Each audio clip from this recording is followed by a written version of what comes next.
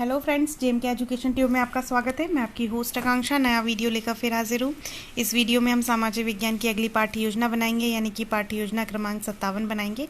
अभी तक हम इसकी 56 पाठ्य योजना बना चुके हैं। उम्मीद है आपने देखी होंगी, और यदि नहीं देखी हैं तो आप हमारे चैनल पर जाकर देख सकते हैं, या वीडियो के नीचे जो डिस्क्रिप्शन बॉक्स है उसे खोलिए, वहाँ पर भी आपको विभिन्न सब्जेक्टों की प्लेलिस्ट मिलेगी। सामाजिक विज्ञान की प्लेलिस्ट खोलकर आप प्रीवियस सारे वीडियो वहां से देख सकते हैं। यदि आपने हमारे चैनल को अभी तक सब्सक्राइब नहीं किया है तो सब्सक्राइब ज़रूर करें, बेल आइकॉन प्रेस करें, जिससे आने वाले सभी वीडियो का नोटिफिकेशन आपको मिले और आप समय पर उसका लाभ ले सकें। तो चलिए शुरू करते हैं वीडियो के टॉपिक पर चर्चा करना।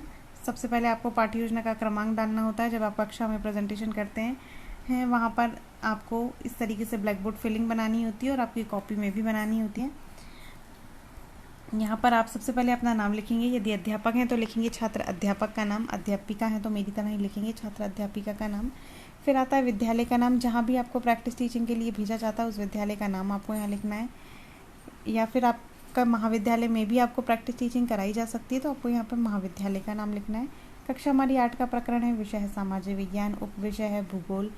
दिनांक आप जब प्रेजेंटेशन करें वो डालनी है आपको। समय जितने भी मिनट का आपका पीरियड लगता हो, 40 मिनट या 35 मिनट, वो आपको यहाँ डालना है। कालखंड, जिस कालखंड में आप पढ़ाएं, पहला दूसरा, वो आपको यहाँ पे डालना है। उसके बाद प्रकरण हमारा है खनिज संपदा, लेकिन हमको यहाँ पे प्रकरण पाठ की कक्षा में जाते से ही नहीं डालना है। प्रकरण हम तब डालते हैं जब हम उद्देश्य कथन कहते हैं कि बच्चों आज हम ये टॉपिक पढ़ेंगे, तब हमको प्रकरण डालना होता है। तब तक आप इसको ब्लैंक रखेंगे। मैं जब उद्देश्य कथन बताऊंगी तब भी आपको बताऊंगी कि इस समय आपको प्रकरण डालना है। सबसे पहले हम लिखते हैं सामान्य उद्देश्य। सामान्य उद्देश्य हमारे होते हैं विषय से संबंधित, यानी कि हम सामाजिक विज्ञान के अंतर्गत भूगोल क्यों पढ़ा रहे हैं वो हमें सामान्य उद्देश्य में लिखना है। सामान्य उद्देश्य सभी पाठ्य योजना के लिए एक समान होते हैं, इसलिए कई जगह मैं पूर्वानुसार लिख देती हूँ। यहाँ पर मैंने लिखा हुआ है, लेकिन अधिकतर पूर्वानुसार लिखा होता है, तो आप इसे नोट कर लीजिए। हो सकता है अगली पाठ्य योजना में मैं ना लिखूँ तो आपको ये। पहला हमारा सामान्य उद्देश्य है कि विद्यार्थियों में भूगोल के प्रति रुचि व जिज्ञासा का विकास करना।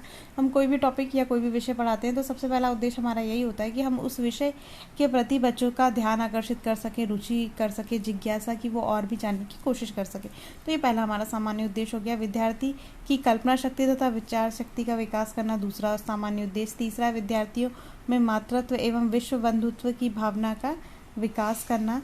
चौथा है विद्यार्थियों में प्राकृतिक संपदा का ज्ञान प्रदान करना।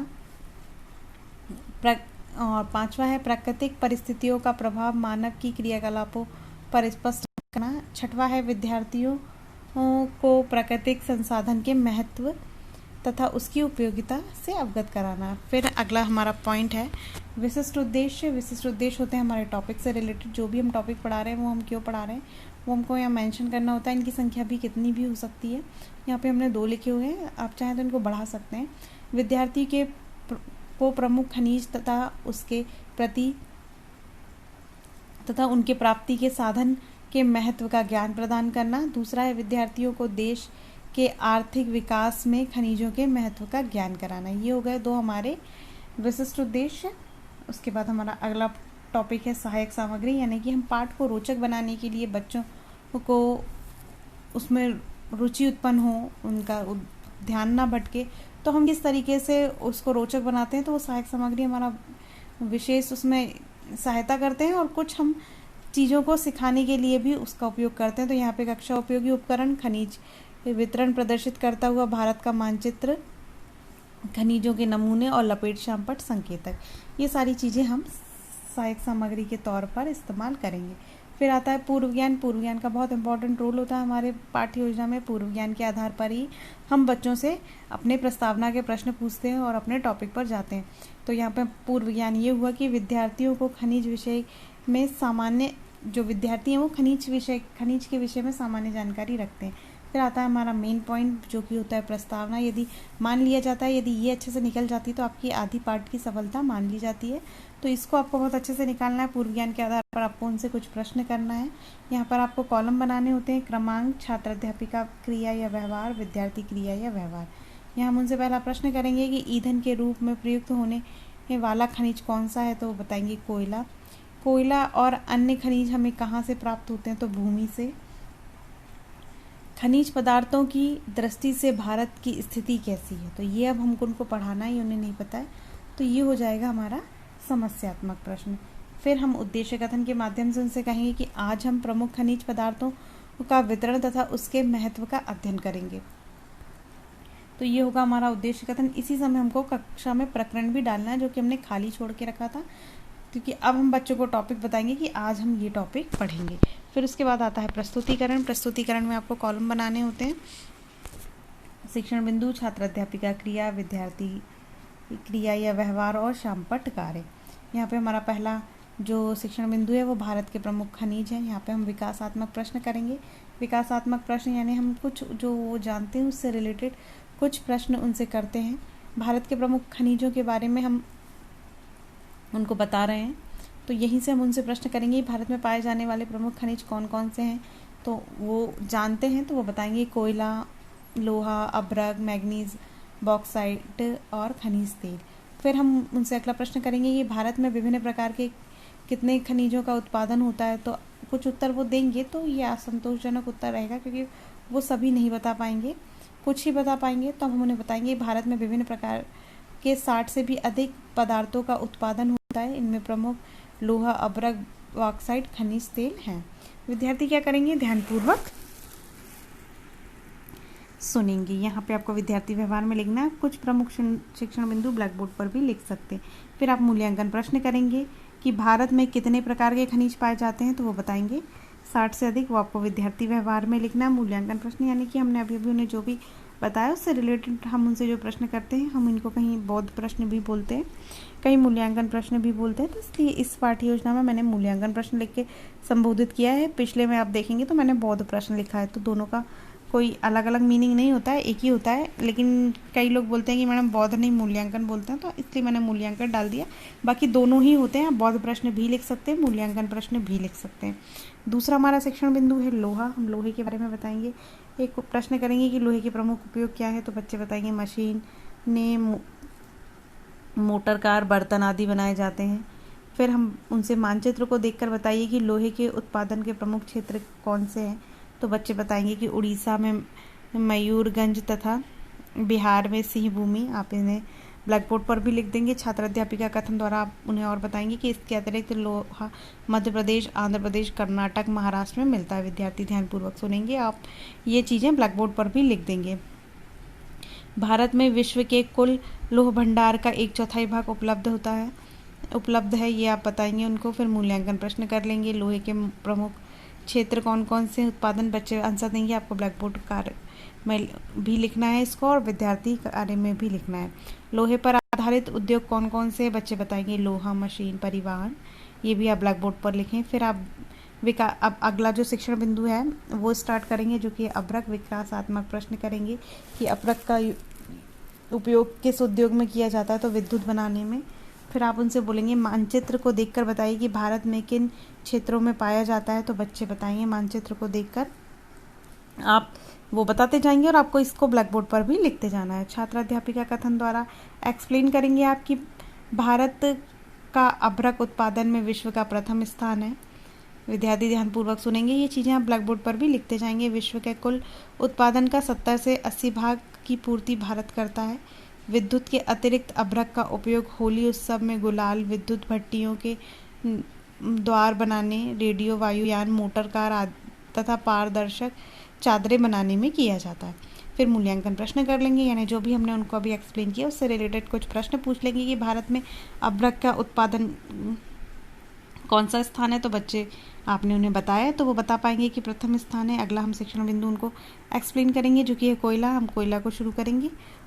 उसी समय हम पहले विकासात्मक प्रश्न कर लेंगे कि कोयले का प्रमुख उपयोग क्या होता है। तो बच्चे बताएंगे कि कारखानों में होता है। फिर उसके बाद मानचित्र को में कोयला उत्पादन के प्रमुख क्षेत्र कहाँ कहाँ प्रदर्शित किए गए हैं, बच्चे देखकर बताएंगे। आपको जैसे जैसे वो बताते जा रहे हैं ब्लैक बोर्ड पर भी लिखते जाना है। छात्राध्यापिका कथन द्वारा आप इसके अतिरिक्त जो भी प्रदेश हैं वो बताएंगे उनको। विद्यार्थी ध्यानपूर्वक सुनेंगे। अगला शिक्षण बिंदु है मैग्नीज। हम मैग्नीज के बारे में बताएंगे बच्चों को। प्रश्न करेंगे कि भारत में मैग्नीज का मुख्य उत्पादन क्षेत्र कहाँ है। वो बताएंगे मानचित्र देखकर। फिर हम छात्र अध्यापिका कथन द्वारा उनसे कहेंगे कि इसके अतिरिक्त कर्नाटक, बिहार, राजस्थान में मैग्नीज मिलता है, और हम ब्लैक बोर्ड पर भी लिखते जाएंगे बोलते समय। विद्यार्थी ध्यानपूर्वक सुनेंगे। फिर हम उनसे बौद्ध प्रश्न कर लेंगे कि मैग्नीज की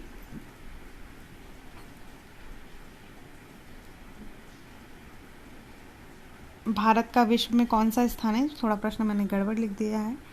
उत्पादन की दृष्टि से तो तीसरा स्थान है, तो यहाँ पे बच्चे नहीं बता पाएंगे, तो आपको यहाँ पे उनको बताना है कि भारत का मैग्नीज की दृष्टि से विश्व में तीसरा स्थान है। इसका उपयोग कच्चे लोहे से इस्पात बनाने, शीशा, ब्लीचिंग पाउडर, शुष्क बैटरी तथा कीटनाशक दवाई बनाने में होता है। एक्चुअल वो प्रश्न गलत नहीं है, लेकिन वो थोड़ा बच्चों को नहीं समझ में आएगा, इसलिए आप थोड़ा उसको अपनी भाषा में कर लें कन्वर्ट। मैंने थोड़ा सटीक लिख दिया हुआ है।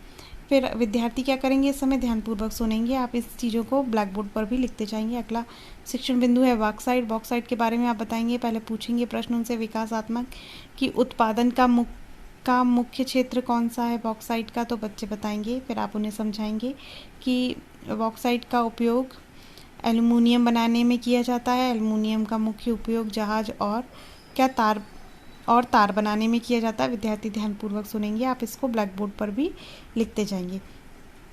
इसके बाद हम मूल्यांकन प्रश्न कर लेंगे कि लोहे के प्रमुख उत्पादन क्षेत्र कौन से हैं। भारत में विश्व का कितने प्रतिशत अभ्रक का उत्पादन होता है। इस तरीके से हम मूल्यांकन प्रश्न कर लेंगे। जो हमने बीच में किए वो भी कर सकते हैं, और नए प्रश्नों को भी हम यहाँ ऐड कर सकते हैं। ये मूल्यांकन प्रश्न हम ब्लैक बोर्ड जो हमारा लपेट श्यामपट्ट है उस पर भी लिखकर ले जाने के लिए कर सकते हैं।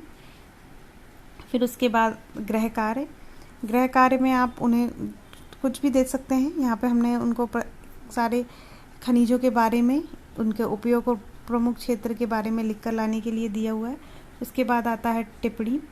यहाँ पे आपको मूल्यांकन प्रश्न के पहले श्यामपट्ट प्रारूप लगाना होता है, जो कि मैंने इस PDF में बाद में लगा दिया है। तो आप इस तरीके का श्यामपट्ट प्रारूप बनाकर लगाएंगे। श्यामपट्ट प्रारूप में आपको क्या करना है, आपको एक ब्लैक कार्ड शीट लेनी है, उसको श्यामपट्ट आकार में काटना है, और उस पर जो आप पहले ब्लैक बोर्ड फिलिंग बनाते हैं वो लिखना है, और कुछ प्रमुख शिक्षण बिंदु लिख देना है। उसके बाद जैसा मैंने आपको बताया, आप फिर मूल्यांकन प्रश्न लिख लेंगे। फिर गृह कार्य, और गृह कार्य के बाद आता है टिप्पणी। टिप्पणी में जो भी आपका पर्यवेक्षक होगा वो आपको यहाँ पर टिप्पणी देकर बताएगा कि आपका पाठ के प्रस्तुतिकरण कैसा था, क्या अच्छाई थी, क्या बुराई थी, क्या उनके सजेशन है। जैसे मान लीजिए मैंने ही अभी एक गलती कर दी है कि श्यामपट्ट बाद में लगा दिया है, तो यदि आप इस तरीके का कुछ भी गलत करते हैं तो वो यहाँ पे आपको टिप्पणी देकर बताएंगे कि पाठ का प्रस्तुतिकरण कैसा था, अच्छा था, बुरा था, क्या सुधार की आवश्यकता है। यानी लेसन प्लान से related good point, bad point और उनके सजेशन।